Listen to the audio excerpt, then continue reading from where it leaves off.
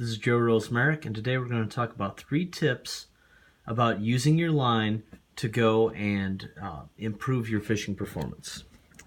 First tip, anytime you tie something on, you're typically going to have this tag end of line. You have your main line going back to your reel, and then just this extra material. This one here is tied up extra long, but a lot of times this is an inch or 2. Whenever you have this, take the time, a pair of just regular fingernail clippers, to trim that excess line off.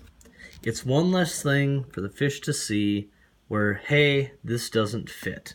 If you're using braid, you take just a conventional cigarette lighter, and if you hold the braid up to it, you can burn it right down to your hook. Just minimizing something that looks out of the ordinary for the fish. Number 2, you can use big marker and black out any colored mono, typically like an abrasion resistant or a braid, so that in a low light condition it's going to appear less visible to the fish. Now, I do this one of 2 ways. Either I just grab the line, hold the marker, and pull like I'm doing here. Otherwise, I do have one black bucket in the boat where I just, draw on top of the bucket. Now, obviously, I got a black background here. You can see how much less visible that line is than if I pull out to the green part.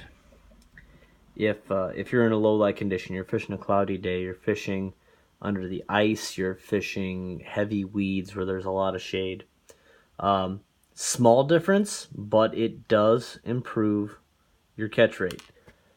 One caveat, you need to do this a couple days before because this marker is going to smell. The fish are going to smell it.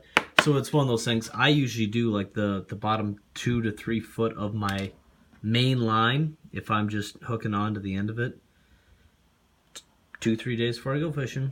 Then I have it done, so if I break off and I got to cut off 6 inches, I'm still in the blacked out portion in the strike zone. Third one is fluorocarbon. Fluorocarbon has a refraction index that's very similar to water. So in water, fluorocarbon is going to appear nearly invisible. It's going to be very difficult for the fish to see.